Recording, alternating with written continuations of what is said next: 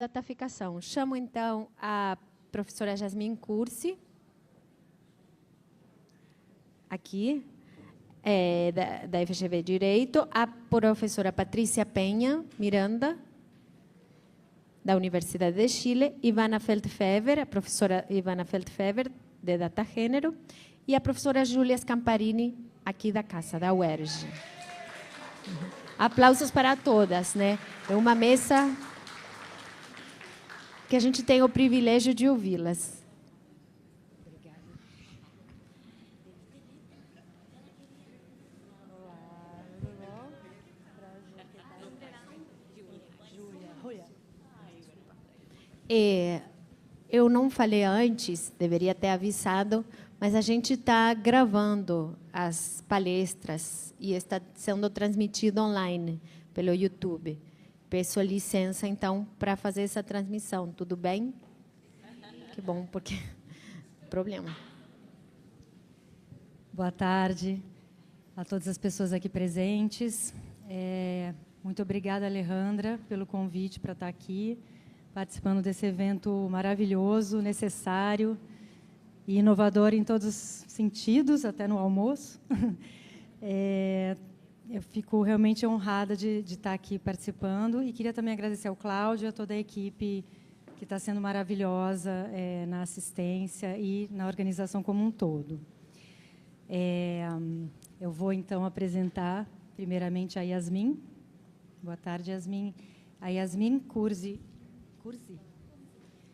de Mendonça é professora de Direito na FGV Direito Rio, onde coordena o Programa de Diversidade e Inclusão, e é pesquisadora do Centro de Tecnologia e Sociedade. Atualmente, encontra-se licenciada até agosto de 2026 para a realização de pesquisa pós-doutoral no Karsh Institute of Democracy, da University of Virginia. Yasmin é doutora pelo IESP, da UERJ, que é o Instituto de Estudos Sociais e Políticos, é mestre em Ciências Sociais pela PUC-Rio e graduada em Direito e em Ciências Sociais pela FGV Rio. A advogada e membro da Comissão de Cidadania da OAB do Rio também, e co-coordena a Dynamic Coalition on Platform Responsibility, DCPR, em português, do Fórum de Governança da Internet da ONU, e integra o Comitê Nacional de Cibersegurança, vinculado à Presidência da República. Yasmin, muito obrigada por estar aqui com a gente.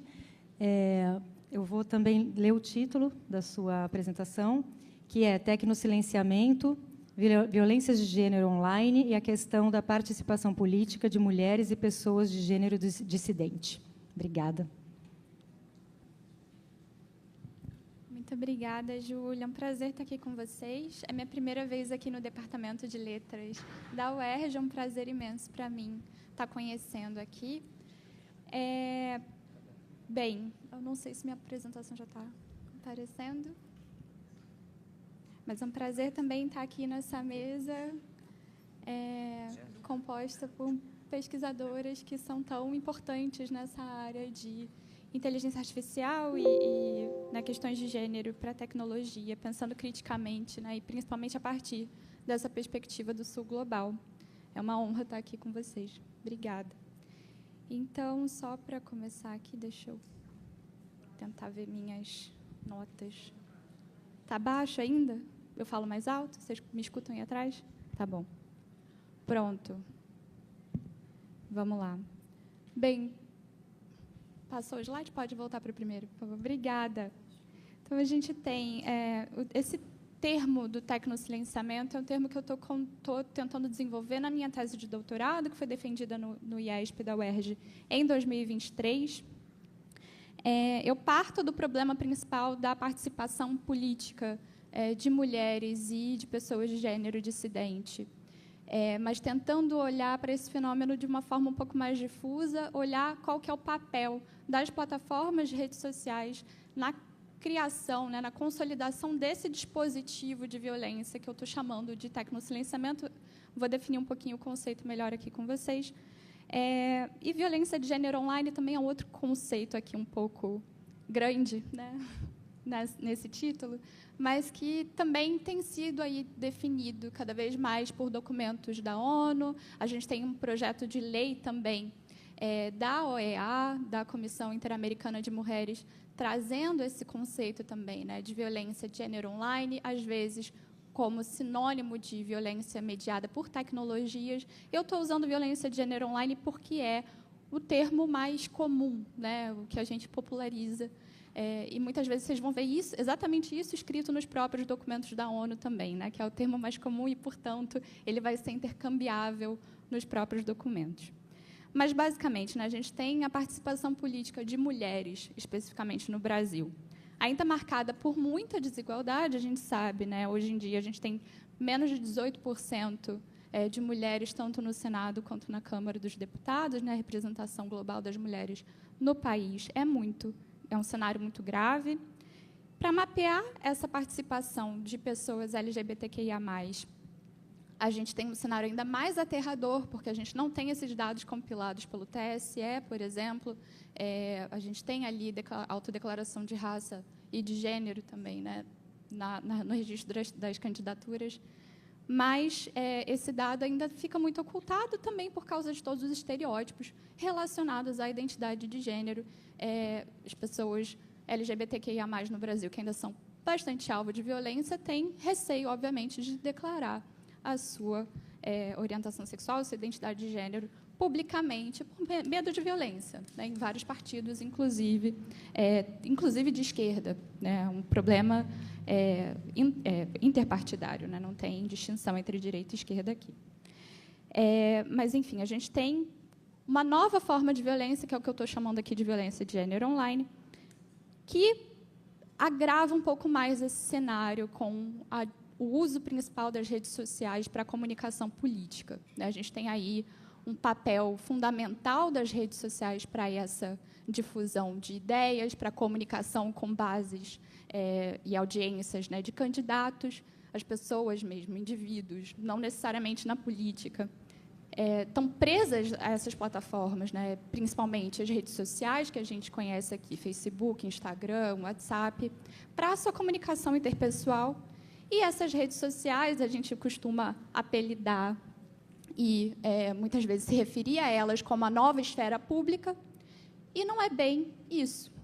Mesmo a esfera pública, né, o conceito habermasiano é super problemático, como a Nancy Fraser elaborou na sua crítica a Habermas. A esfera pública, o que a gente tem como esfera pública democrática, é profundamente burguesa, marcada pela distinção de gênero também. Homens burgueses eram os que participavam e fizeram a consolidação das instituições, separando muito bem quem poderia votar, quem poderia ser votado, quem poderia participar desses clubes e associações e quem não.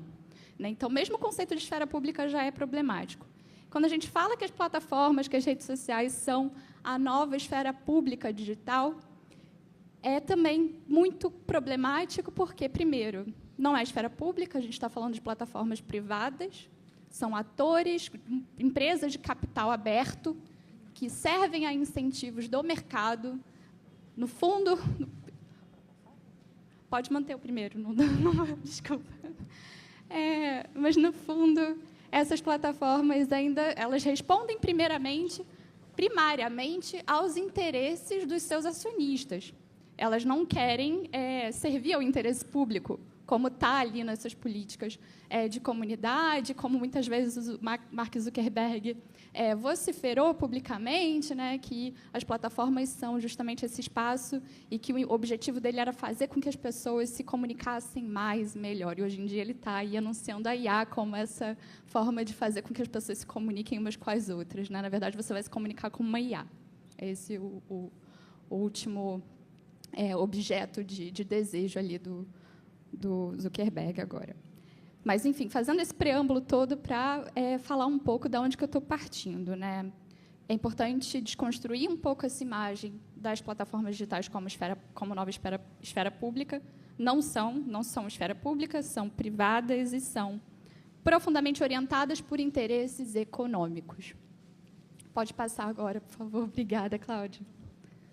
Então, o que eu estou chamando aqui de tecnosilenciamento, né? Na minha tese de doutorado, Eu me refiro a esse conceito, nesse contexto, ao conjunto de mecanismos tecnológicos que restringem a voz e a visibilidade de grupos minoritários, como mulheres e pessoas de gênero dissidente, que são altamente vulnerabilizados nas redes sociais, com os seus discursos, muitas vezes ocultados, e também sendo os alvos prioritários de discurso de ódio e desinformação.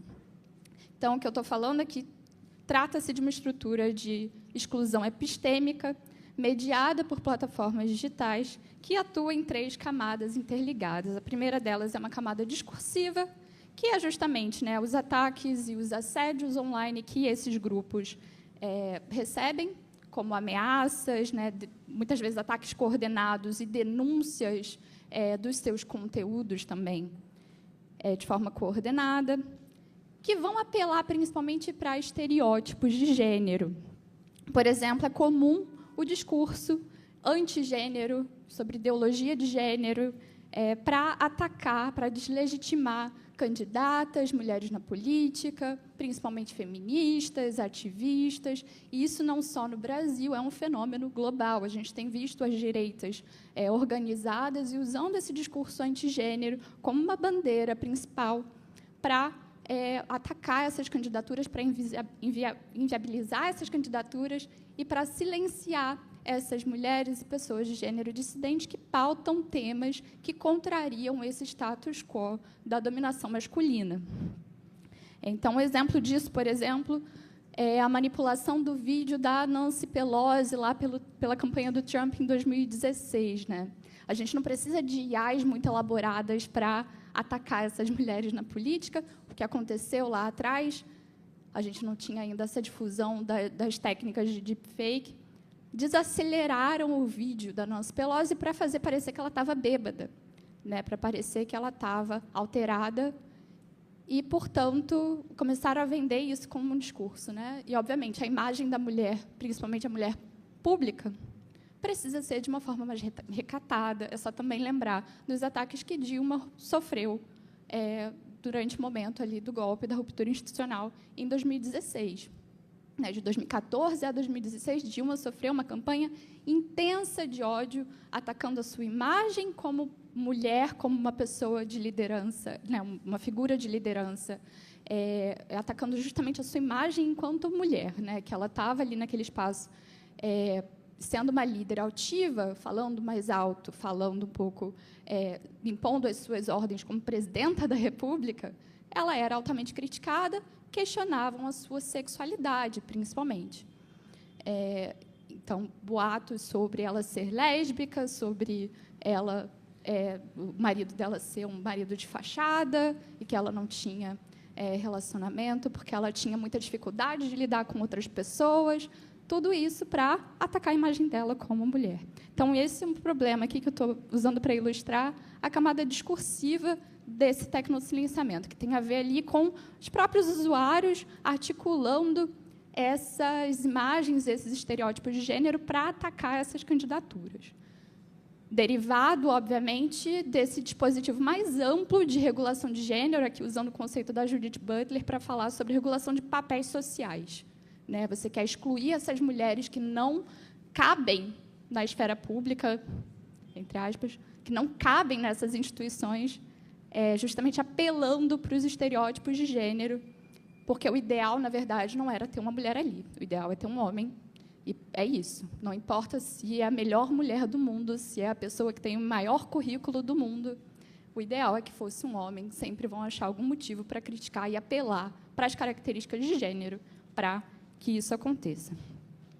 Outra pessoa também que vale a pena ressaltar aqui é a Manuela Dávila, também, que foi alvo indiscriminadamente de ataques de ódio, e uma das figuras que está na minha tese de doutorado é uma deepfake, uma montagem básica, que fizeram dela, que circulou a rodo, aqui, em termos coloquiais, tanto no WhatsApp quanto no Telegram, em que Manuela estava com uma olheira gigantesca, tatuagens do Che Guevara, blusa de Jesus é travesti, etc.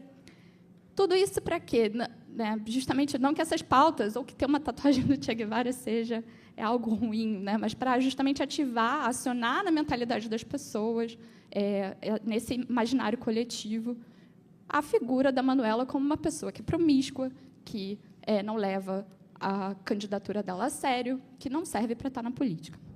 Então, a segunda dimensão aqui do tecnosilenciamento, que eu vou trazer justamente um pouco o papel das plataformas nesse debate.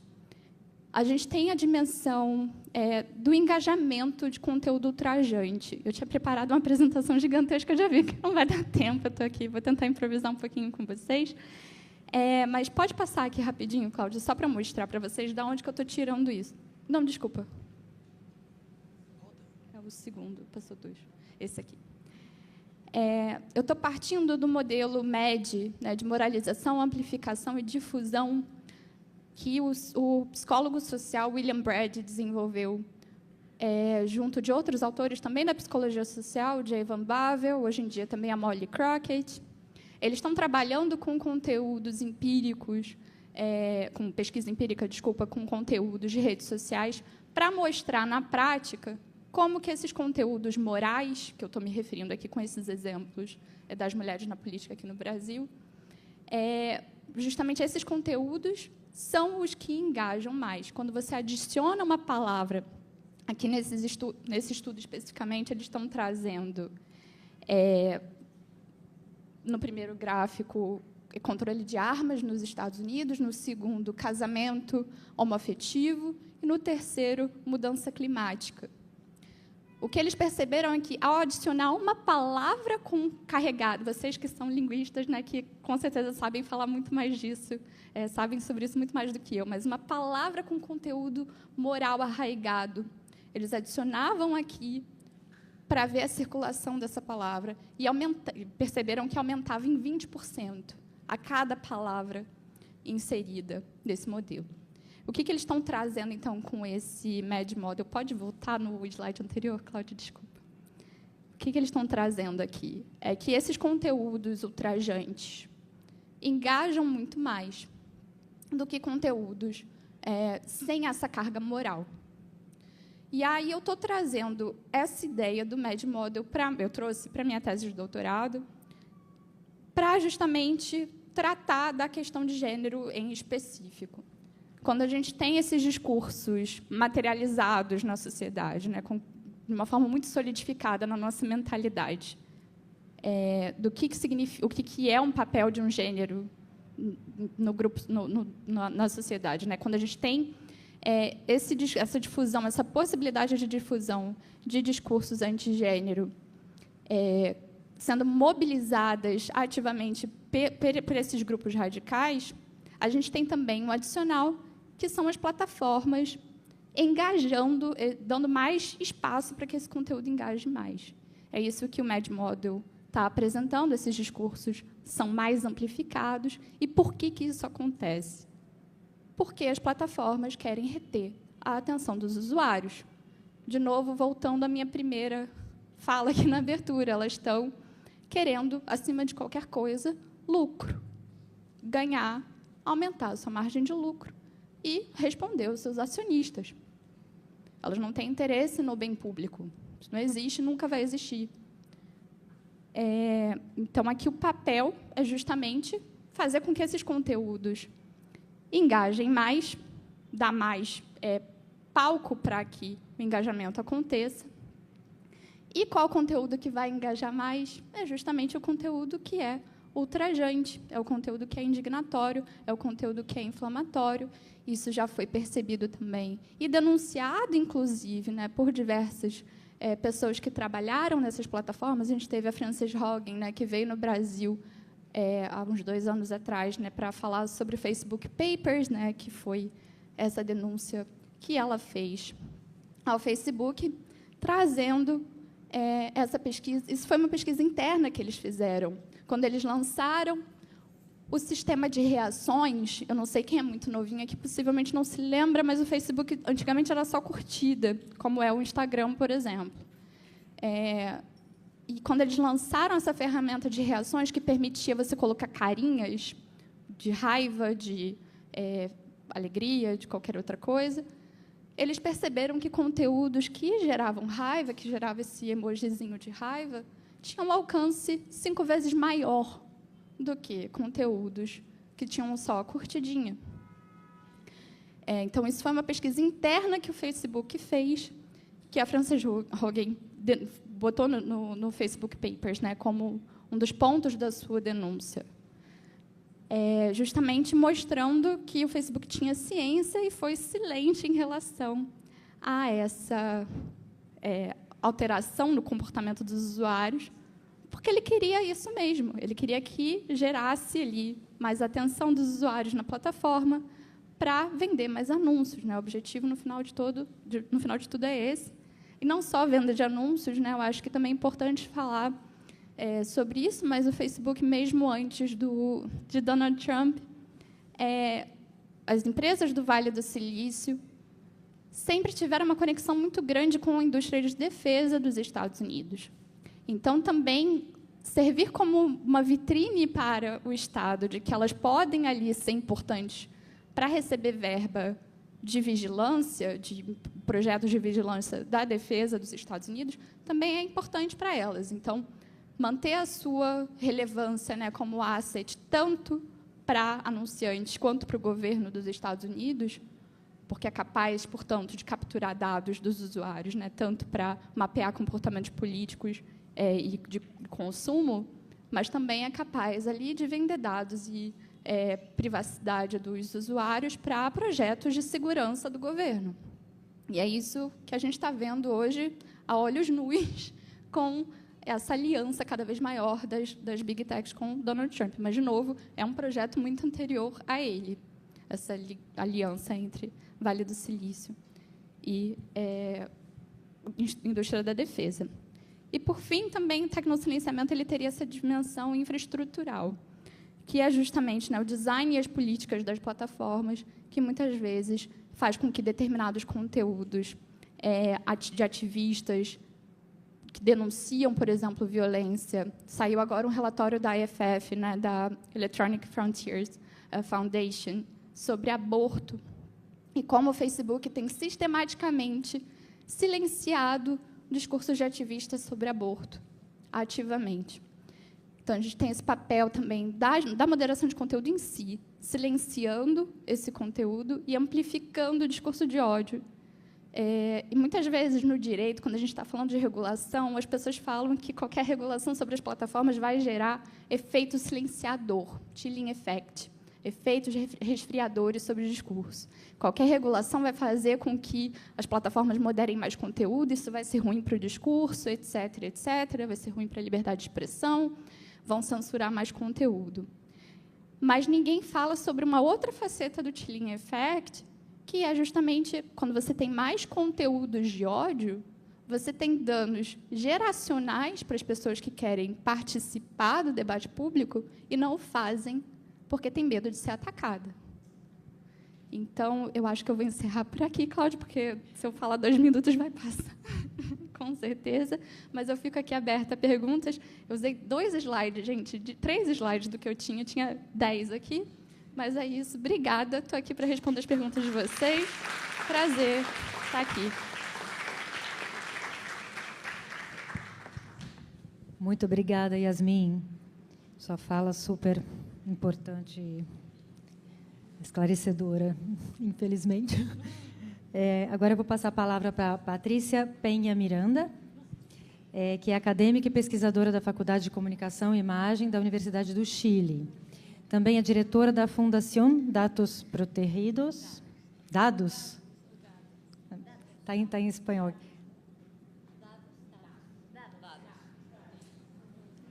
Desculpem. Ah, tá, acho que não sei se eu misturei, desculpem. Suas áreas de pesquisa-ação são transdisciplinares, atuando na interseção entre investigação e desenvolvimento de projetos com tecnologias digitais e inteligência artificial com enfoque feminista, ciber-tecnofeminismo, violência e desinformação de gênero, processos de uso e apropriação social de tecnologias, inclusão digital e desigualdades digitais e de gênero. Patrícia é mestre em Research, New Media, Information Society pela London School of Economics and Political Science, na Inglaterra. Possui mestrado em Comunicação Social. É jornalista e licenciada em Comunicação Social pela Universidade Diego Portales, do Chile. Também possui um diploma em Visualização de Dados, concedido pela Escola de Design da Pontifícia Universidade Católica do Chile. Muito obrigada, Patrícia, que vai falar de seu trabalho intitulado Violência Digital de Gênero, Visualizar Dados, estou lendo em português, criar narrativas de resiliência e autocuidado com a ajuda de um chatbot. Muito obrigada, Patrícia. Obrigada. Bueno, en la presentación yo puse algunas palabras en portugués, algunas cosas en portugués. Voy a hablar en castellano, voy a hablar lento. Perdón desde ya, porque igual que Marco, es un desafío hablar siempre en portugués brasileño. Así que gracias, obrigada por la paciencia. Este trabajo es un proyecto en desarrollo. No es todavía algo perfecto, es un proyecto que nace de una serie de evidencias, de preguntas que teníamos en Chile cuando empezamos a entender qué eran las situaciones de violencia digital de género, particularmente hacia las mujeres, pero también hacia otros grupos y colectivos de la sociedad. Este proyecto no podría haber sido sin el financiamiento y el apoyo de la red FER, la red feminista, de investigación feminista sobre inteligencia artificial, perdón, Pau, me voy a matar, FER, que fue también una oportunidad increíble para imaginar de qué otras maneras podíamos apropiarnos de esta IA que parece inmanejable, para desarrollar nuevos enfoques, pero sobre todo nuevas metodologías. Cuando hablo, me toca hablar de Sofía, muchos creen que esto es como una chatbot que va a atender, así como una GPT que atiende casos de violencia digital de género, y no es eso. Entonces voy a contarle un poco ese proceso. Entonces, para partir, quiero hacer una primera, ¿puede ayudarme Claudio? ¿Puede ayudarme? Pasar a la siguiente. Quiero preguntar, ¿quién de aquí en la audiencia ha tenido una situación o ha tenido algún caso de asedio, acoso en redes sociales? ¿Quién de ustedes? ¿Levanten la mano? Sí, levanten la mano. Levanten la mano, perdón. Okay. ¿Y quién conoce a alguien que ha tenido una situación?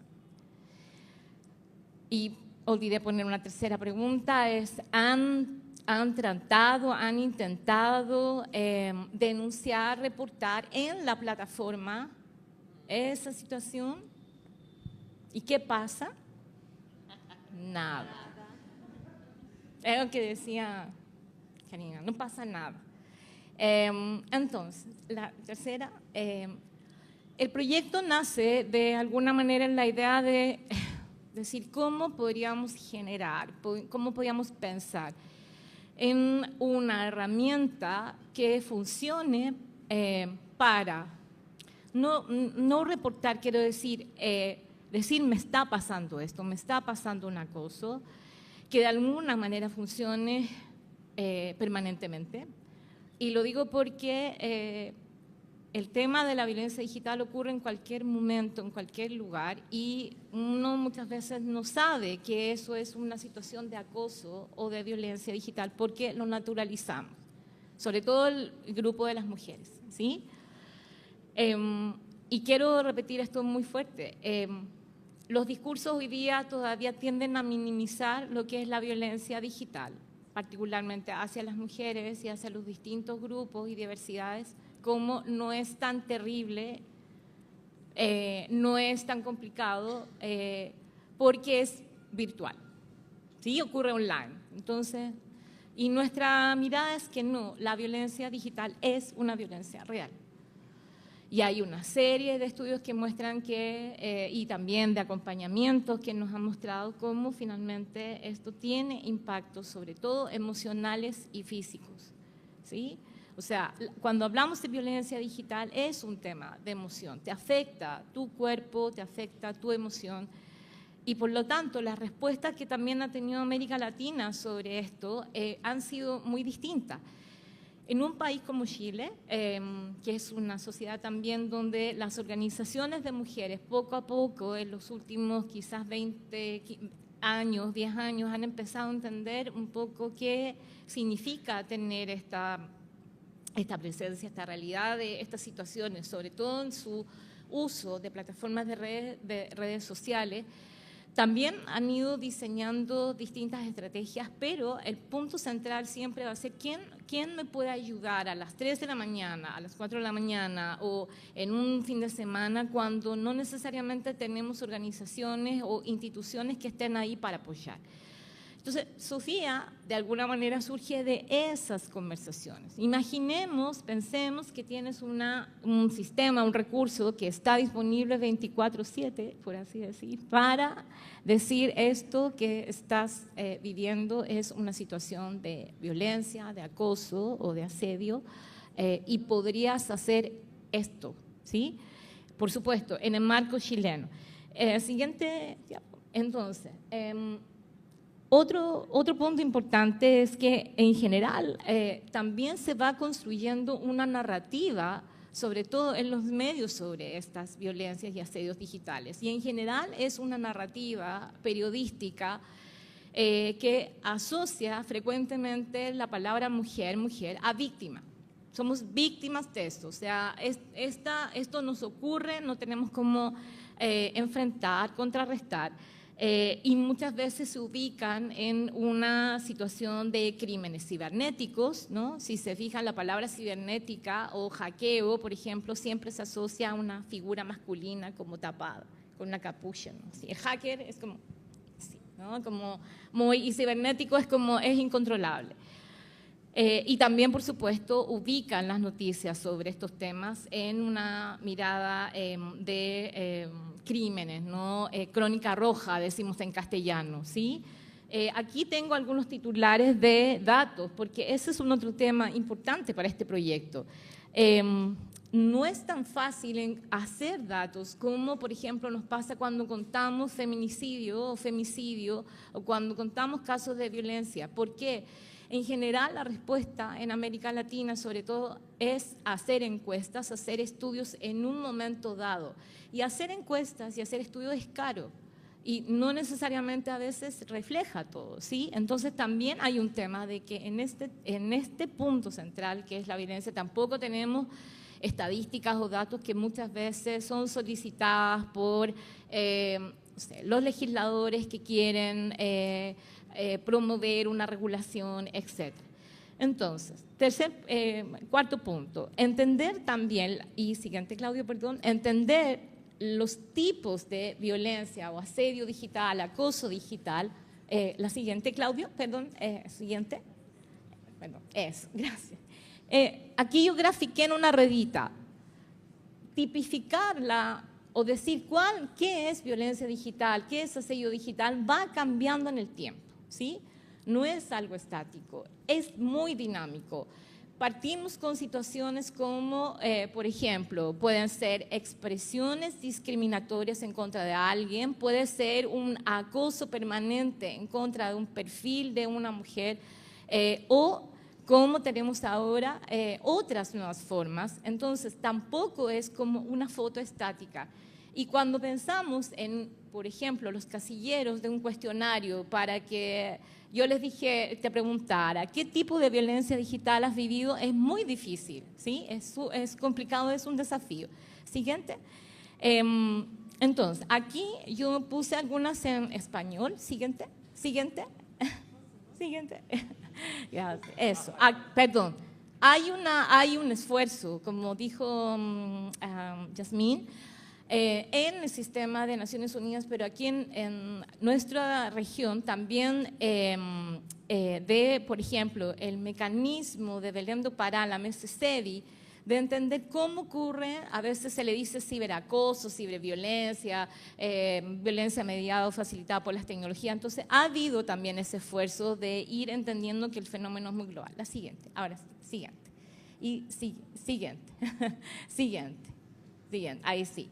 Aquí hay un cuadro que en el desarrollo de esta chatbot nos ayudó en un momento, y ya van a ver, en una fase que es entender cómo esta herramienta, esta IA conversacional, iba a identificar el caso, ¿no? Porque esto tiene que ver con etiquetado de palabras. Es decir, si era una situación, por ejemplo, de acoso, o era una difusión de imágenes o de información íntima, o si era doxing, o si era una suplantación de identidad, un sistema tiene que entender que lo que está diciendo en idioma castellano se trata sobre eso y asociarlo a un tipo de información, asociarlo a un tipo de respuesta. Entonces, esa primera, digamos, etiquetado, ese primer tipo de situaciones, siguiente, fue un desafío muy importante, siguiente, para el proyecto.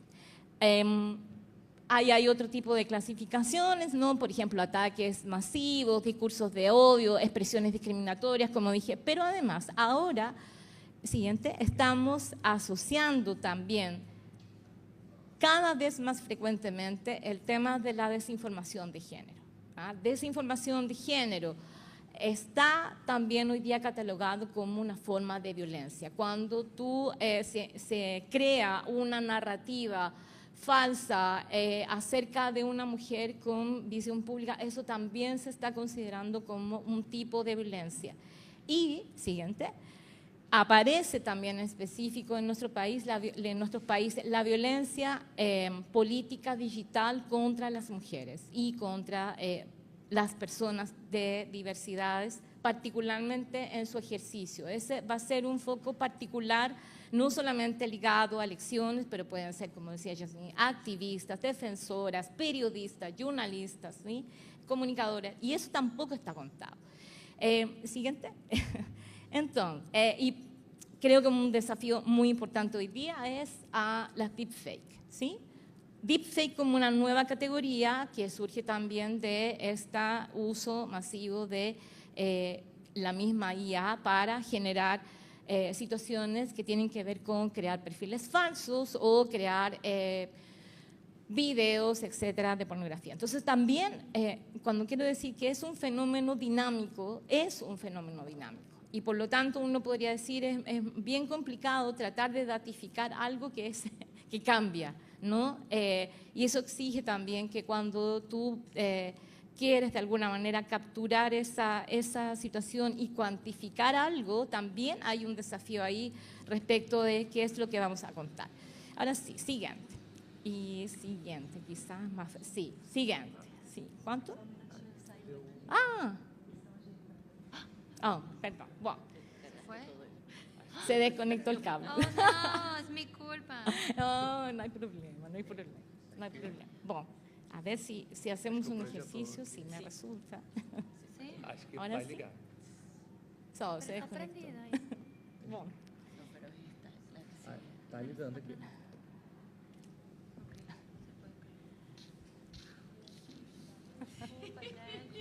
bueno, la tecnología.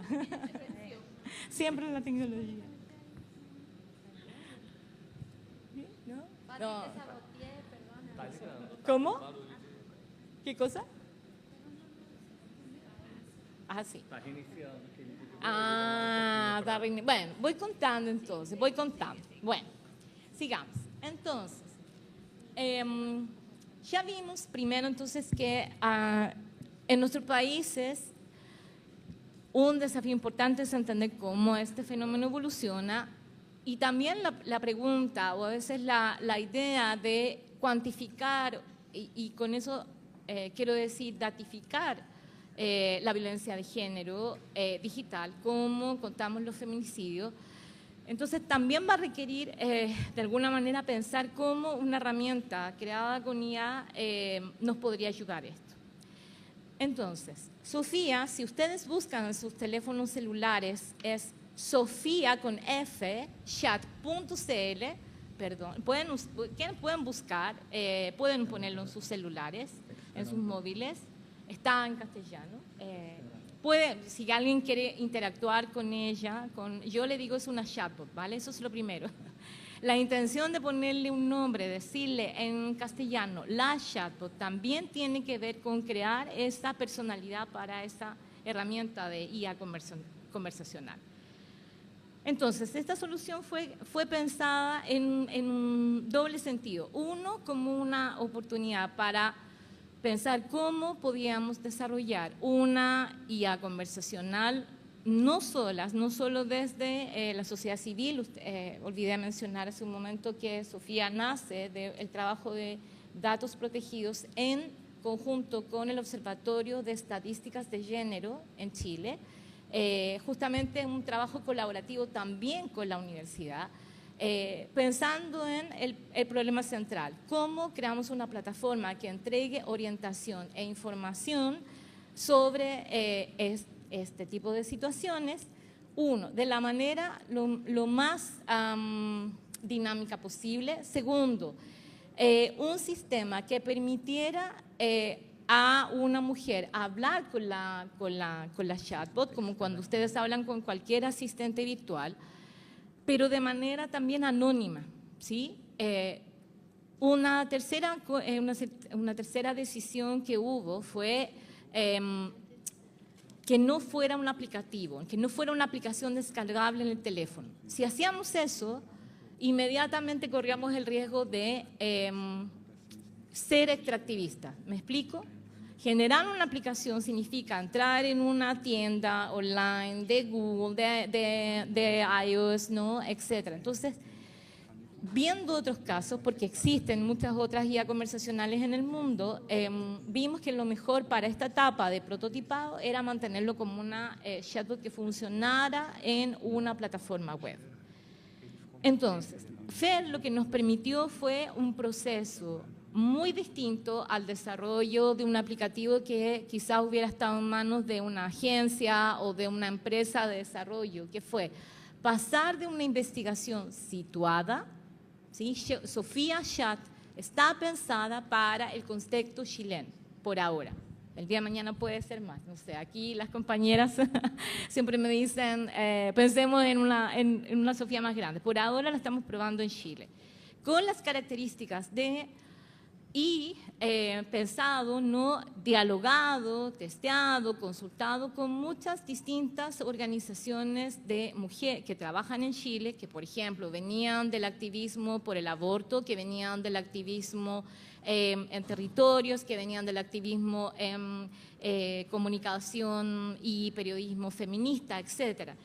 Todo ese trabajo de investigación que fue cualitativo nos permitió desarrollar un primer prototipo y sobre todo nos permitió entender lo que nosotros llamamos que es el viaje o el recorrido, ¿sí? De una mujer que vive una situación de violencia de género, para entender también cómo la chatbot podía interactuar. Sí, ahí tenía unas láminas que te mostraban esta idea de un viaje de usuario.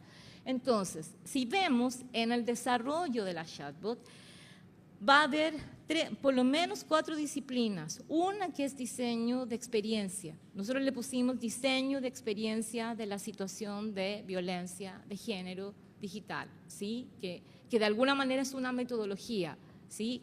Porque es mucha escucha activa. Y tiene que ser un trabajo de campo, que también es realizado con mucho cuidado, que permita entender en qué momento una mujer se da cuenta que puede hacer el reporte, que necesita pedir ayuda, cómo se acompaña durante, cómo es el proceso después, etc. ¿Sí? Lo segundo tenía que ver con la programación. ¿Cuál iba a ser el mejor modelo? En ese momento, cuando partimos de este prototipo que fue iniciado el 2022, no había el nivel de APIs que tienen hoy día muchos modelos de lenguaje como Claude, que es el principal que hoy día usa Sofía, para desarrollar un asistente virtual. En general, hay modelos de chatbot y de asistentes virtuales que vienen del mundo del marketing y que están disponibles. Entonces, un desafío para nuestro proyecto era cómo desarrollar un prototipo con un modelo distinto. El primero que tuvimos en el 2022 fue muy básico, parecía un formulario. El que van a ver hoy día se asemeja mucho ya a como una chat que es una pequeña IA generativa. Ese es otro aprendizaje importante del proyecto. Sofía es un pequeño modelo de lenguaje. Hablábamos de eso en el panel de la mañana. Sí, uno puede entrenar pequeños modelos de lenguaje, porque también muchas veces nos preguntan, ¿no es contradictorio? Si estás entrenando un modelo de lenguaje, ¿cuánta agua chupa? ¿Cuánta agua extrae? ¿No? O etcétera. Entonces, creo que ahí hay un otro tema de aprendizaje. Y lo tercero tiene que ver también con el proceso de entender cómo en una chatbot trabajas la interacción, es decir, la conversación.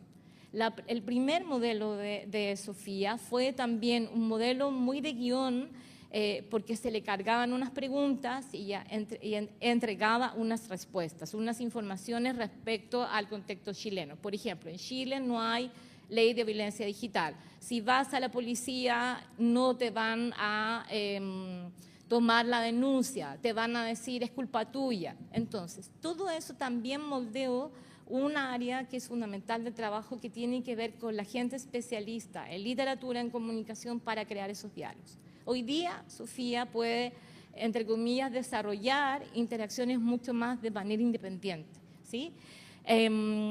Luego, creo que esas tres áreas son centrales. Luego de este proceso de investigación vino el proceso de prototipado, piloto, ¿no? Que básicamente fueron 5 o 6 meses, y luego de eso pudimos desarrollar el prototipo que ustedes van a ver, que fueron otros 5 o 6 meses de acuerdo a la cronología y también los tiempos que teníamos desde el fondo.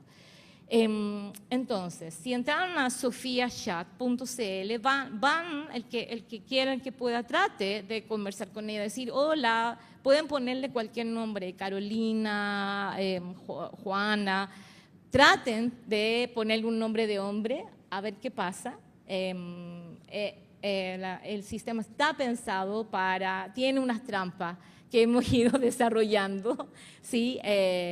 Porque también hubo mucho trabajo de pensar potenciales vulneraciones, ¿sí? Potenciales malos usos. Eso es algo que también el equipo que trabaja en el desarrollo detrás está de alguna manera mirando.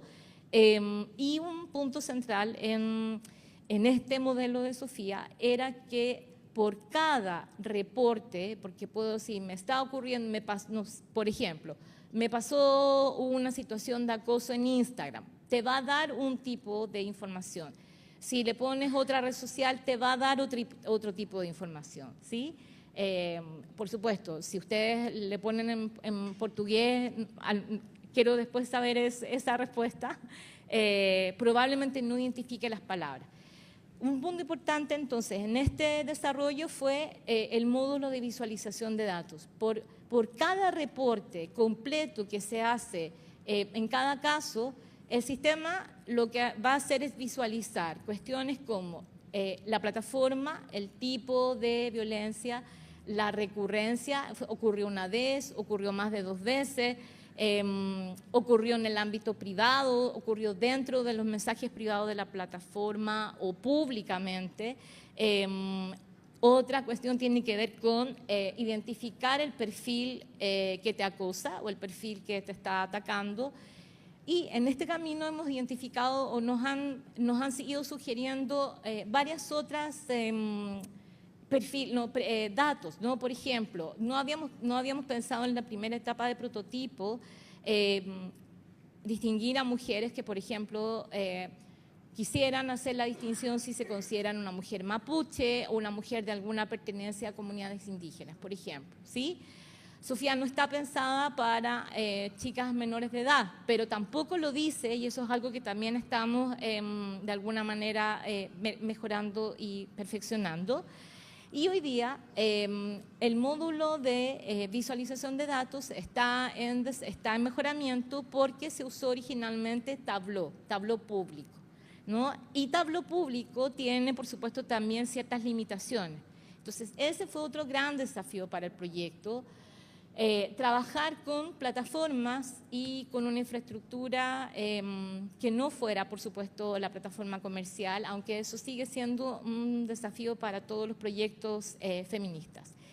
De la interacción con la chatbot, la mujer que hace la interacción va a recibir un reporte en un PDF que resume toda la información que ingresó. Eso también es importante porque tiene que ver con que muchas veces, cuando a veces atendíamos situaciones o casos uno a uno, muchas veces no te quedas con un registro de la situación de ataque o de acoso que recibiste. Se te olvida, ¿sí? Perfectamente. Entonces, la idea del reporte es que en esta interacción tú te quedes con una descripción que diga qué fue lo que ocurrió, cuándo ocurrió, dónde ocurrió, dejaste un pantallazo, dejaste algo. Ahora sí, entonces vamos a pasar muchas. Ahí, siguiente, ahí solamente. ¿Cómo? Ah, Sofía, sí. ¿Podemos ir al sitio web? Espera, déjame ponerlo ahí, un momento.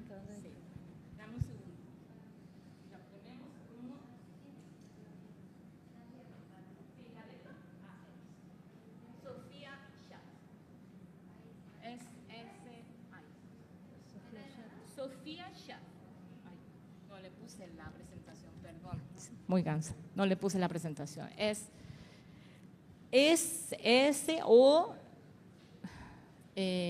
sofiachat.cl. ¿Sí? Si lo puedes agrandar un poquitito. Ahí, ¿sí? Sofía Chat. Se me olvidó ponerlo, perdón. Ahí sí. Bueno, entonces. ¿Sí? Aprieta arriba donde dice conversar, ahí. Eso es. Sí. ¿Qué dice ahí?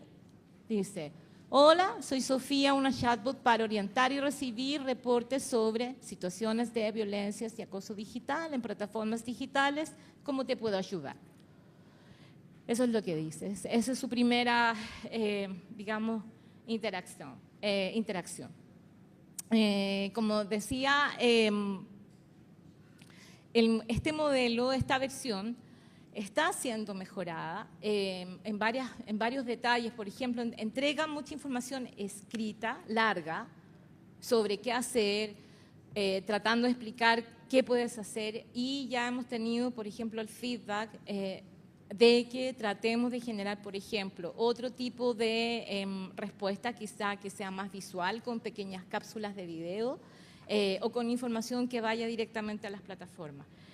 El módulo de visualización de datos que está por ahí, está siendo mejorado, como dije, porque Tableau ya no nos sirvió, entonces ahora estamos en desarrollo de otra solución para la visualización de esos datos, ¿sí? Y creo que eso es, ¿sí? Ahí están, sí, ahí están. Yo no sé qué tiempo tengo, me pasé.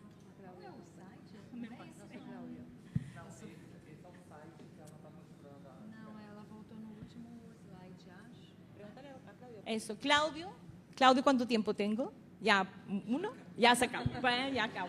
Bueno, eso, podemos conversar. Muito obrigada por la escucha y perdón por todo. Eso.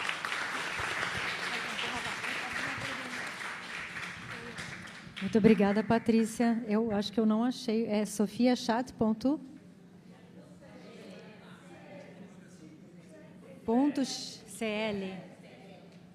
Ah, porque eu botei sofiachat.com e foi em outro Sofia Chat.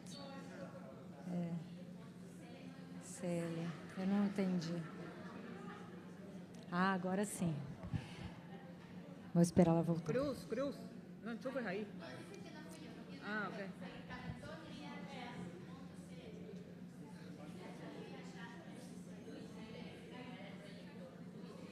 sofiachat.cl.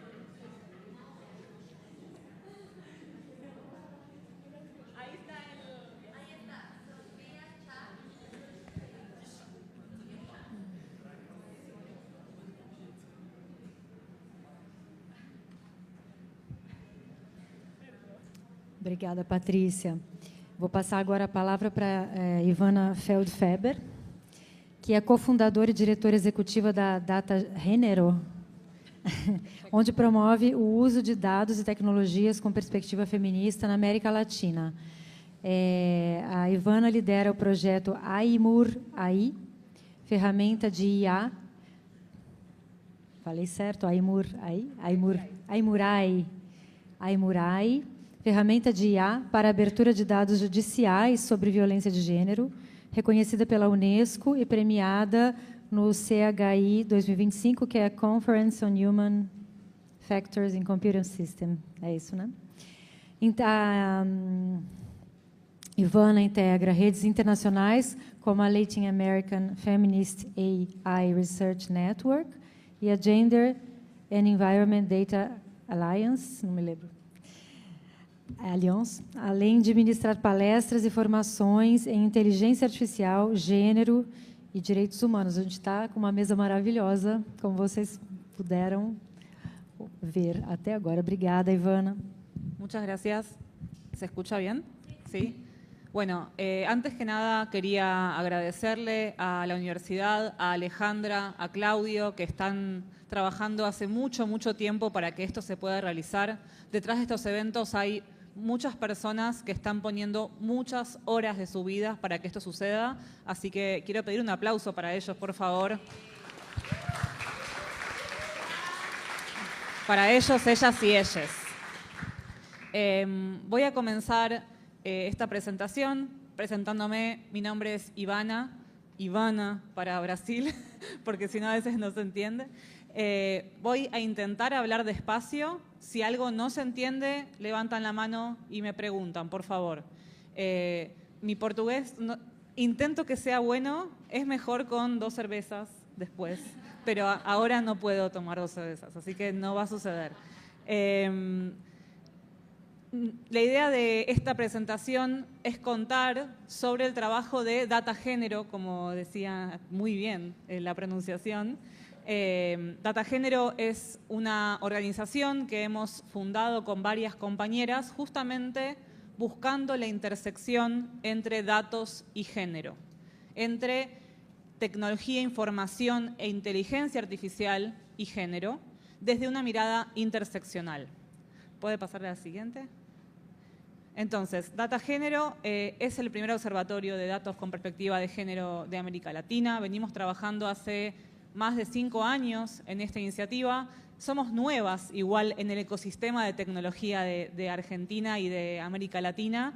Hay organizaciones que vienen hace mucho más tiempo y que son muy generosas de compartir con nosotras sus saberes y sus conocimientos y sus experiencias.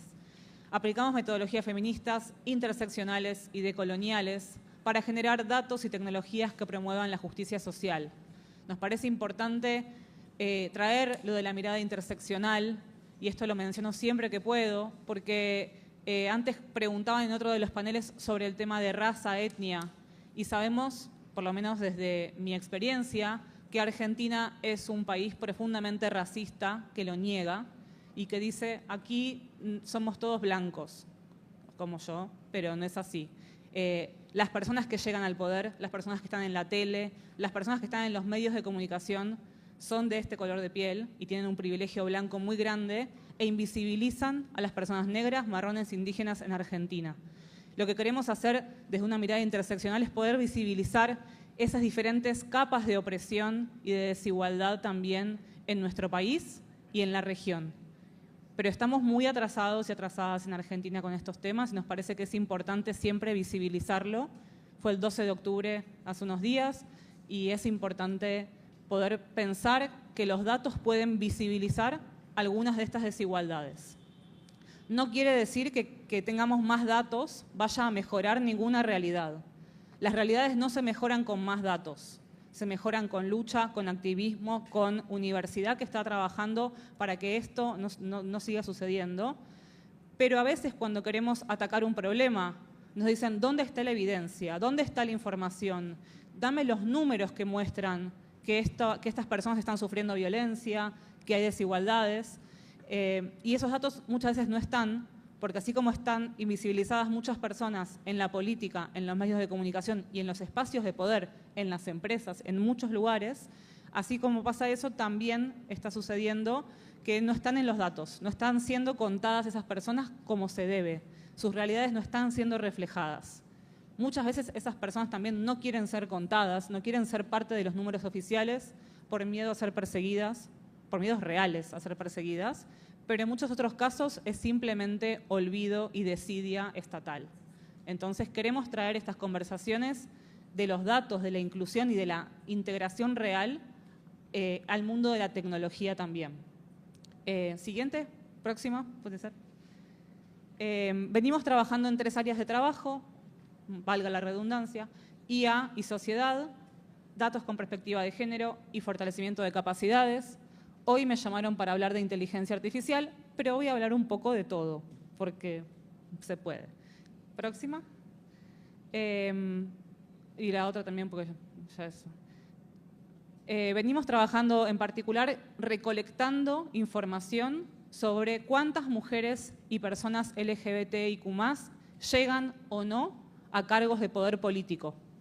Y venimos contando cómo estas candidaturas están puestas en listas donde primero siempre hay un hombre, luego hay una mujer porque tiene que haber una mujer, pero ante cualquier cosa esa mujer cae y viene otro hombre. Y estamos viendo en este momento en Argentina que hay una gran disparidad de género en las listas y en las elecciones, y también vemos que las mujeres que llegan no son mujeres que tengan una agenda de género tan marcada. Es decir, que haya paridad absoluta, 50-50, no quiere decir que los derechos de las mujeres y las diversidades estén tenidos en cuenta. Eso no está sucediendo. Pero queremos mostrarlo y visibilizarlo, contarlo. Esta campaña ha salido en muchos medios de comunicación, hemos tenido muchas parcerías con otras organizaciones activistas que ayudan a visibilizar que en los congresos, en la legislatura, no estamos siendo representadas debidamente, ni representades. Próxima. También venimos recolectando datos sobre las personas LGBTIQ+ en Argentina, porque no tenemos tantos datos tan reales sobre las condiciones de vida, el acceso a la salud, a la educación, al trabajo. Entonces venimos haciendo algunas pruebas piloto en algunas provincias. En particular ahora vinimos con el municipio de Mar del Plata, que es un municipio que tiene también mucha complejidad y muchas personas LGBTIQ+. Así que venimos trabajando en este relevamiento. Próxima, por favor. Y también venimos trabajando con violencia de género facilitada por tecnología. Como venían comentando aquí las compañeras, estamos lanzando la primera encuesta para entender la violencia de género facilitada por tecnología en Argentina con una organización territorial que se llama Mumalá, que es una organización que viene trabajando desde hace muchísimos años en territorio con temas de violencia de género y ahora con temas de violencia de género facilitada por tecnología. Creemos que ahí podemos comprender cómo quedamos excluidas de la vida social de las redes por este tipo de violencia, que es lo que comentaban acá ambas compañeras. Próxima. También venimos trabajando sobre datos y cambio climático desde una mirada interseccional. Venimos pensando cómo el cambio climático afecta distinto a diferentes poblaciones. Queremos generar evidencia al respecto porque no estamos teniendo tantos datos de esta intersección y venimos generando indicadores para medir las desigualdades con una organización que se llama The Nature Conservancy, que vienen trabajando mucho en territorio para regenerar paisajes que fueron deforestados o que fueron arrasados, para regenerarlos con las mismas poblaciones rurales que están ahí. Así que venimos produciendo un poco de eso, por eso contaba que somos parte de la Gender Data Alliance, que es una alianza para generar no me acuerdo cómo era, pero era clima, género y datos, pero en inglés.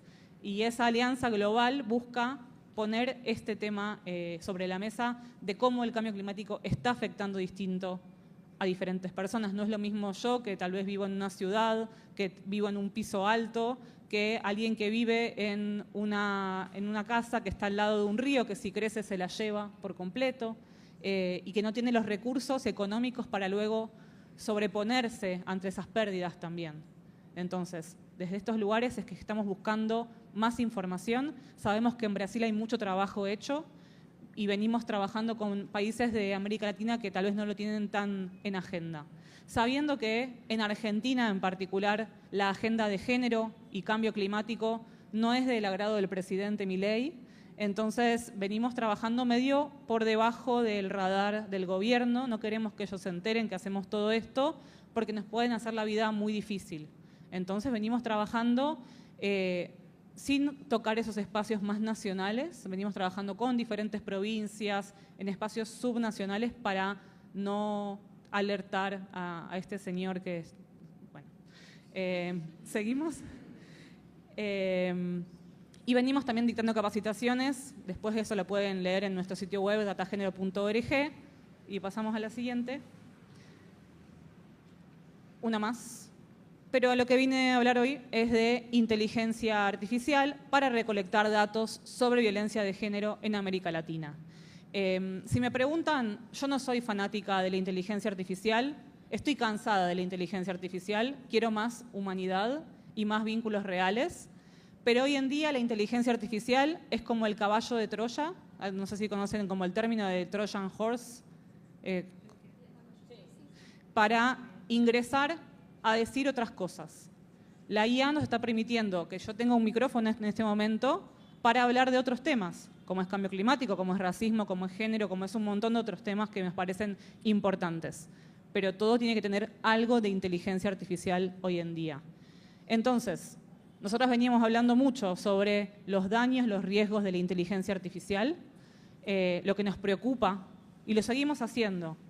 Pero en 2021, Paola Ricaurte Quijano me llama y me dice, hay una convocatoria para que pensemos en inteligencia artificial feminista. Y yo dije, ¿qué es eso?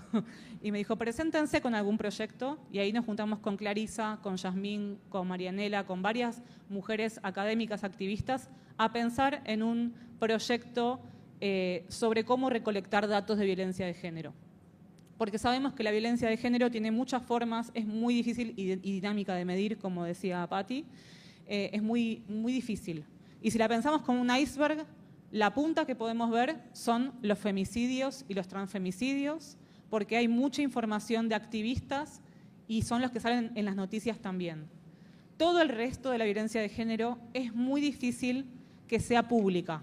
Es algo que en muchos casos mujeres y diversidades sufrimos en privado y pocas veces vamos a denunciar, pocas veces vamos a decir algo al respecto, porque los sistemas judiciales no ayudan y no fallan a nuestro favor. Entonces, queremos crear una herramienta, la estamos haciendo, que pone el foco en el Poder Judicial. El Poder Judicial está todo el tiempo mirándonos a todos y todas y todes. ¿Cómo hacemos para que empecemos a mirarlos a ellos? ¿Qué están resolviendo? Y digo ellos porque son mayoría hombres quienes llegan a esos puestos. ¿Qué están resolviendo? ¿Fallan a favor de las víctimas? ¿Las escuchan? Y ni hablar de la policía. La policía ya es otro tema mucho más complejo y difícil de atacar porque está mucho más en los territorios. El Poder Judicial está, pero está más centralizado y se puede mirar un poquito más en detenimiento.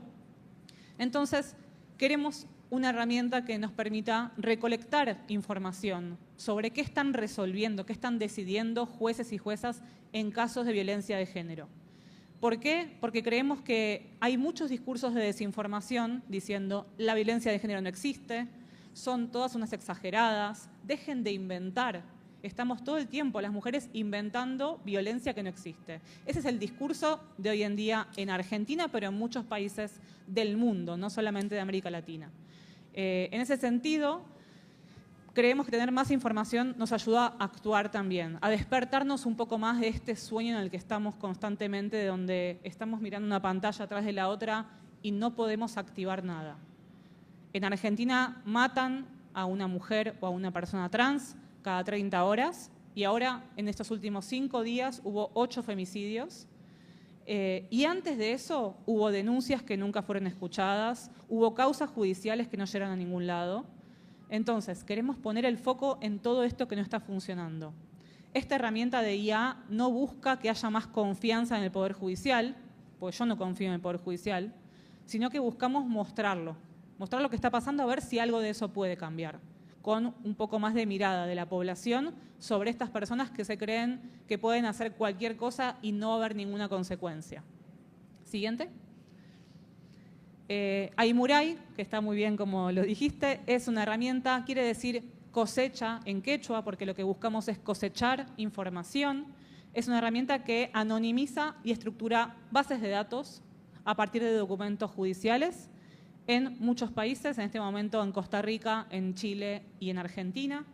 Se instala en servidores locales, es decir que los datos judiciales, que son de los datos más sensibles que hay en el mundo, no pueden ir a Microsoft, OpenAI, Google. No está bien eso, porque le estamos dando datos muy sensibles de la población a empresas que no sabemos si al día de mañana las van a vender estos datos al mejor postor, o si va a haber un hackeo y van a poder ingresar, acceder a datos muy sensibles de la población.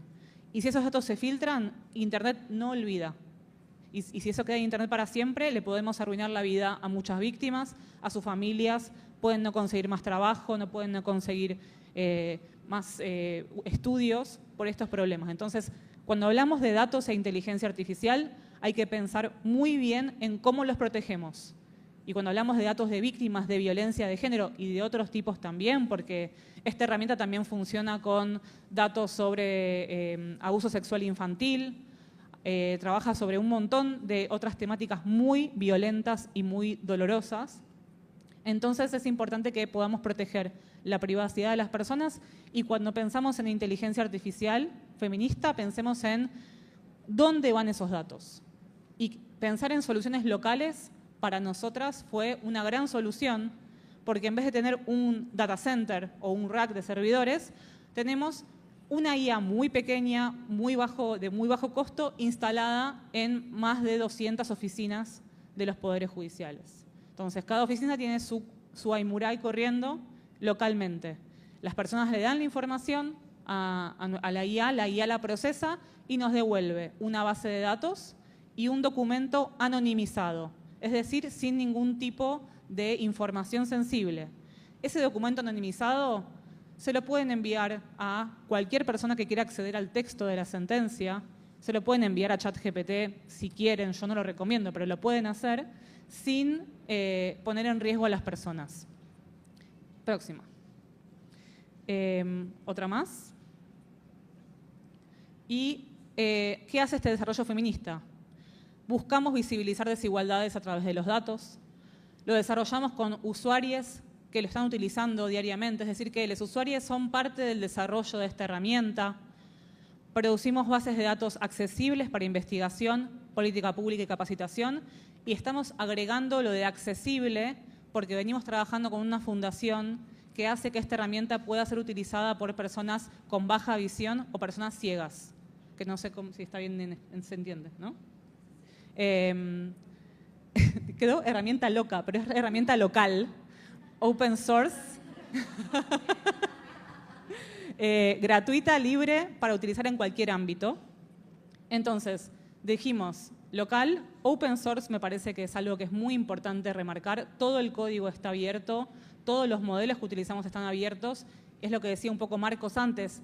Si buscamos inteligencia artificial soberana, tenemos que ser open source, tenemos que ser de software libre y tiene que ser accesible para todo el mundo. Tenemos que generar comunidad a partir de estos desarrollos. Porque si no, lo que sucede... ¿Cuánto me queda? 2,5. Perfecto. Lo que sucede es que terminamos armando pilotos que luego no se mantienen más. Si pensamos en desarrollos open source, podemos generar comunidad que nos ayude a mantener esos pilotos. De todos modos, es importante conseguir financiamiento para hacer estas herramientas, pero no es la misma cantidad de dinero que nos dice Silicon Valley que hay que tener para desarrollar inteligencia artificial. Se los digo yo que tengo esta herramienta que se usa, ponemos la siguiente, en más de 500 oficinas judiciales en 3 países, en muchos diferentes fueros del Poder Judicial. No hace falta tanto dinero para crear y sostener inteligencia artificial, pero sí hace falta que haya algo de dinero involucrado en esto, eso es importantísimo decirlo, y lo podemos hacer de manera gratuita porque tenemos el apoyo de fondos internacionales en este momento. No vendemos ningún servicio, es gratuita. Es un proyecto que nace dentro de la convocatoria de la Red de IA Feminista en 2021. Siguiente, próxima. Y hemos tenido algunos reconocimientos que me dijeron que tengo que poner esto en las slides porque si no, es como, bueno. Un ESCON, un Paris P4, un CAI. Ganamos Best Paper, que sería el mejor paper, a uno que se llama Doing the Feminist Work in AI, que sería haciendo el trabajo feminista en IA, inteligencia artificial, sobre todo el proceso de creación y de mantenimiento de esta herramienta y cómo lo fuimos haciendo de manera colectiva. Próxima. Acá está el impacto que tuvimos el año pasado, más de 10.000 documentos judiciales procesados, 10 provincias, 3 países, muchas personas capacitadas y varias alianzas estratégicas. Y también aprovecho para contar de la red de IA feminista, que seguramente haya más personas que van a hablar de este tema, pero hay muchos proyectos que están haciendo. Hay muchos guías de principios de qué debería ser la inteligencia artificial, la guía ética, la guía... Hay mucho de eso, pero ¿qué hacemos con eso? ¿Cómo lo generamos? ¿Qué hacemos en práctica? ¿Cómo lo llevamos a la práctica? Y acá hay muchos proyectos que lo estamos haciendo, como el de Patti, como el de la compañera, me parece que es una investigación, pero también es parte de hacer.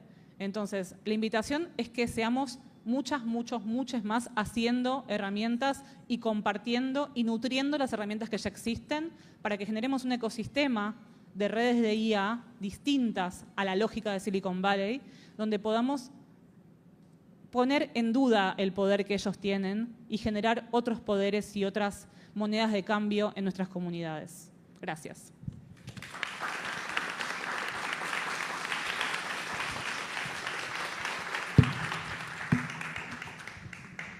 Yasmin, Patrícia, Ivana, muitíssimo obrigada pelas falas de vocês, fundamentais, né?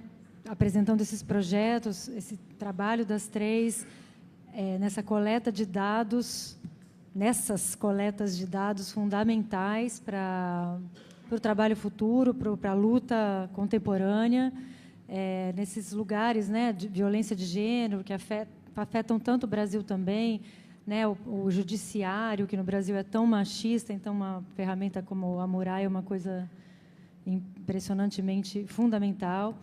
E eu queria, enquanto vocês se esquentam, eu dar mais... não vou fazer uma pergunta para as três, de início, para não tomar muito tempo da plateia, apesar de ter uma pergunta para as três, mas eu queria começar pela Yasmin, seguindo a ordem, e também porque a Yasmin parece que foi pega um pouco de surpresa com o tempo. E aí você falava...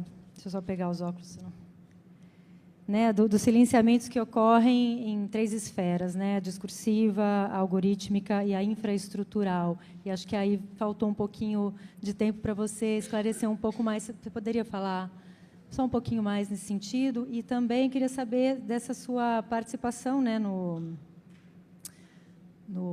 Espera aí que eu perdi aqui. No Comitê Nacional de Cibersegurança. Como é que você consegue levar o seu trabalho para dentro do governo? Por favor, obrigada. Vamos lá. Bem, primeiro, eu não sei se a gente consegue botar os slides de volta, só para eu chegar num ponto... a dimensão infraestrutural ela é justamente as políticas de moderação de conteúdo, né? A gente tem o que eu coloco no meu trabalho, e para quem quiser ler, né, obviamente, minha tese está publicada no repositório da UERJ, mas eu estou lançando um livro em abril pela Lumen Iuris. Vai ser publicado a princípio, né, em abril, se a gente não tiver nenhum atraso na diagramação, mas tratando justamente desses temas e com algumas pesquisas mais atualizadas, principalmente falando do julgamento do Marco Civil da Internet. Enfim, gente, eu sou do direito, eu não sei o quanto vocês estão familiarizados com a legislação de responsabilidade de intermediários, mas a gente teve um julgamento muito importante nesse ano, agora em junho, né, pelo Supremo Tribunal Federal, que repensou o modelo de responsabilidade de plataformas aqui no Brasil. E aí, o que a gente tem, principalmente advogado, né? E aí, só para conectar um pouquinho com a questão, com a dimensão da infraestrutura das plataformas e da amplificação de violência de gênero. Quando a gente está combatendo o discurso de ódio, quando a gente está falando sobre a dificuldade de se tipificar exatamente o que é discurso de ódio, o que é violência de gênero. Dessa mudança, toda hora a gente tem um comportamento novo. Durante a pandemia, por exemplo, a gente teve o Zoom bombing, né, que foi uma nova forma de violência que foi construída ali com invasões do Zoom, principalmente de feministas, principalmente em defesas de tese, que passaram, as salas eram invadidas, né? Então, a gente tem essa dificuldade dessa tipificação. Obviamente, isso se reflete na dificuldade da moderação de conteúdo das plataformas. Não dá para combater conteúdo odioso individualmente. A gente tem uma escala massiva, as plataformas usam IA, majoritariamente, para combater esse tipo de espraiamento de discurso ofensivo, mas, obviamente, nunca vai dar conta do problema.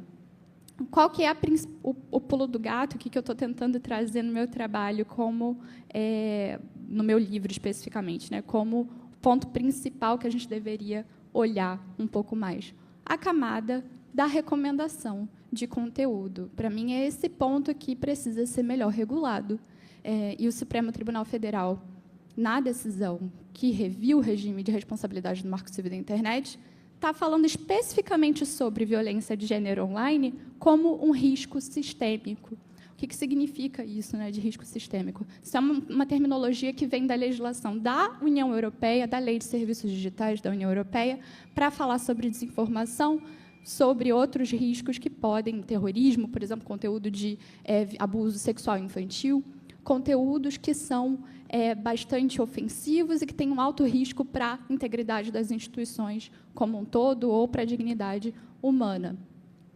Então, é necessário que as plataformas adotem deveres de cuidado para evitar que esses conteúdos sejam espalhados. Isso está na decisão do Supremo, mas, obviamente, a gente não tem legislação tratando sobre isso no Brasil. Então, a gente tem uma decisão que se apoia ainda, remete à Câmara dos Deputados para legislar sobre o tema, mas a gente ainda não tem isso colocado na legislação. Então, eu acho que é um ponto importante, a gente precisa olhar para essa camada da regulação dos sistemas algoritmos como um todo, e é algo que precisa estar na agenda também.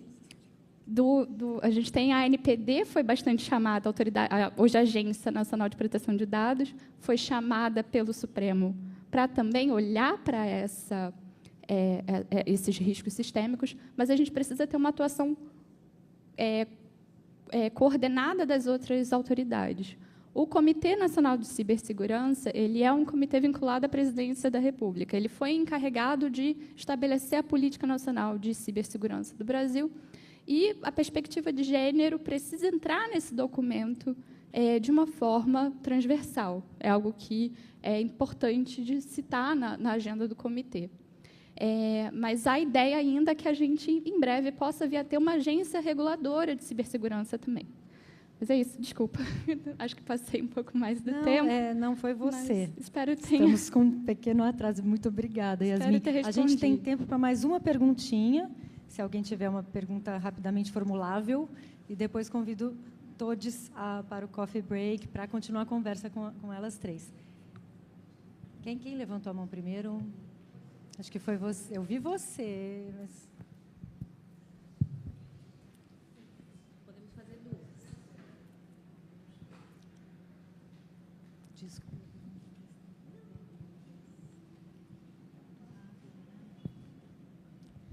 Boa tarde. Queria primeiro parabenizar a mesa. Foi incrível. Acho que a cabeça fica a mil depois de ouvir todas vocês. Mas, para não me alongar por aqui, né, para não prolongar, eu fiquei pensando muito numa fala da Ivana, que ela trouxe como que a gente pode se proteger, né, como nos protegemos. E é claro que a política de proteção ela é interessante. Sim.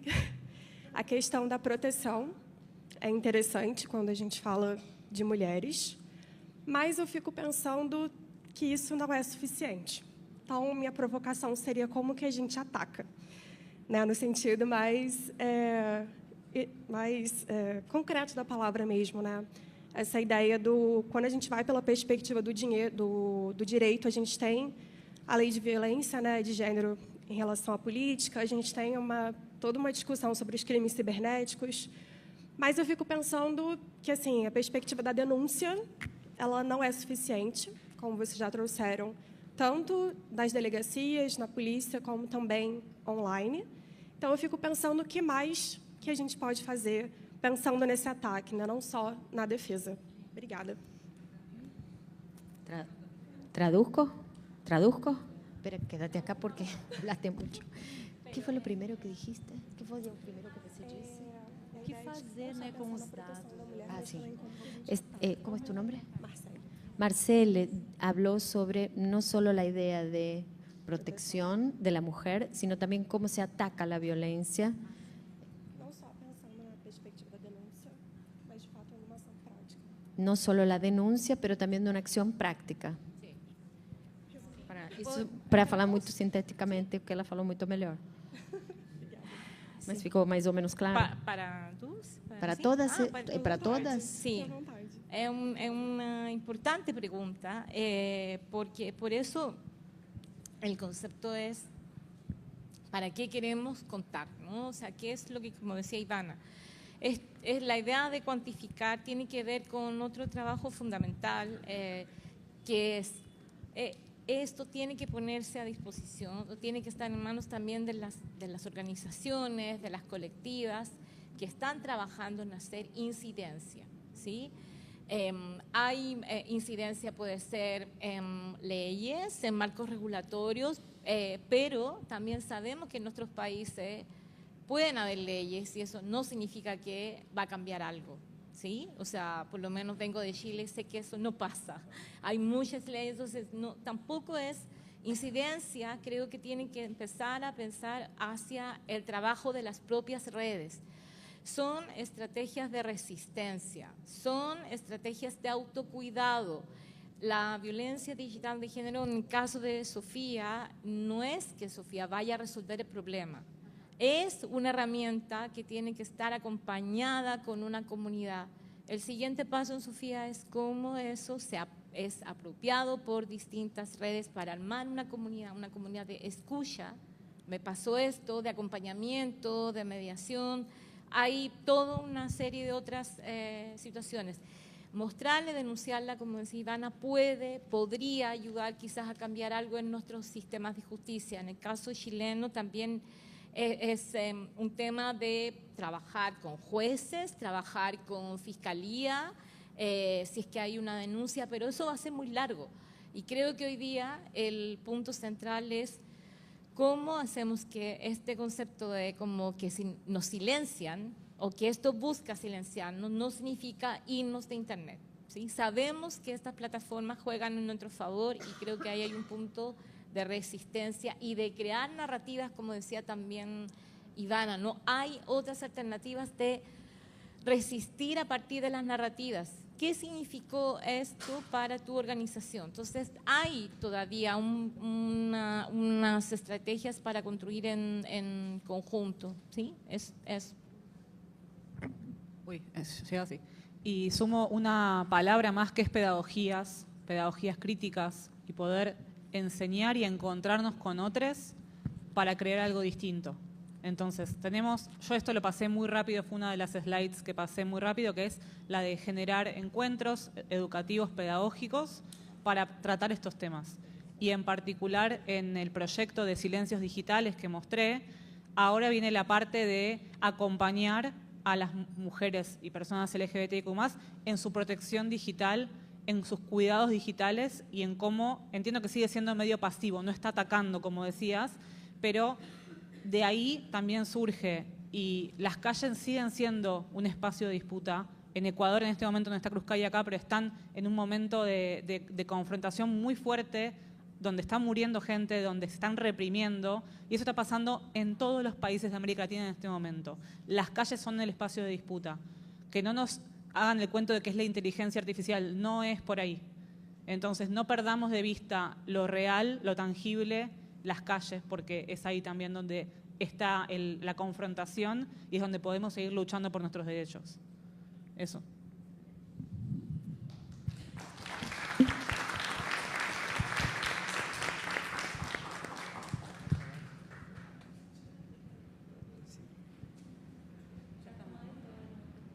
Eu posso? Eu acho que sou eu. Eu vou tentar ser o mais rápido possível, e é para Yasmin. Fazer só um retrospecto de 1 minuto. Sempre quando o pessoal fala tecnologia disruptiva, eu estudo muito tecnologia no mundo laboral. Lá no mundo laboral, eu digo, a ruptura foi instrumental, porque você continua subordinando seus trabalhadores da mesma forma, a gente tem uma ruptura instrumental. No campo material, os requisitos do contrato de emprego estão lá na CLT. Vou trazer para a tua fala, e a pergunta vai ser em cima disso. Você falou, quando a gente bota um emoji de raiva, multiplica a visualização e multiplica o rendimento das empresas que vivem de audiência. Ora, o crime é crime. Um crime de calúnia é crime de calúnia, está lá no 138, independente de ser o crime cometido de forma instrumental ou forma presencial. No momento que vários crimes a gente verifica sendo cometido por via virtual, e o Estado não se manifesta, o aparelho de justiça não funciona a contento, aí, baseado nisso, faço 2 perguntas. Nós estamos transformando crime em mercadoria para essas empresas de tecnologia, e o Estado, quando ele recalcitra em normatizar, mesmo com a agressão, você lembra, quando foi se normatizar o PL 2338, o próprio Google lançou notícias falsas para o Brasil inteiro. E o Estado, quando se recusa a normatizar, ele está abrindo mão da democracia, ou seja, essas empresas elas estão esvaziando por dentro o sistema democrático do Brasil e do mundo, porque isso não é um fenômeno do Brasil.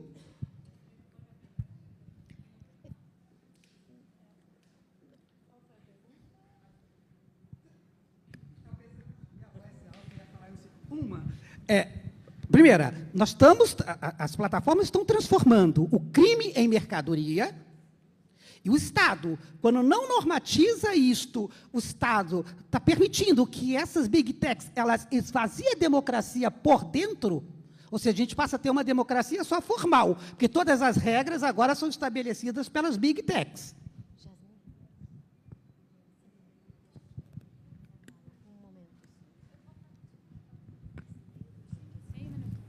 Então, obrigada, viu? Perdi seu nome. Mas eu realmente acredito que sim. E um dos motivos da escrita da lei modelo de violência de gênero online pela SIM e pelo MECVI, Mecanismo de Acompanhamento, de Segmento da CIDO, da Convenção Americana do Belém do Pará, é justamente esse o ponto, é que o Estado precisa se afirmar para combater a violência de gênero em qualquer espaço. E, portanto, a implementação dessa legislação é uma forma do Estado deixar de se omitir. Então, eu acho que é ótima essa provocação. Obrigada. Uma salva de palmas a elas, antes do recado da Alejandra. Obrigada, muito obrigada. Foi incrível, incríveis as apresentações. A gente vai ficar conversando muito agora. Teremos oportunidade para conversar muito mais. Agora, quero anunciar que temos um intervalo para o café novamente na sala 59. Mas, ao mesmo tempo, tenho um recadinho. Temos os pôsteres, que temos muitos pesquisadores e pesquisadoras muito interessantes que estarão aqui no hall, daqui do lado esquerdo. Então, vocês podem ir pegar um café e poder prestigiar os apresentadores de pôster que vão apresentar pesquisas incríveis, ok? Então, às 4h30, exatamente meia hora, veja que, né, nosso encontro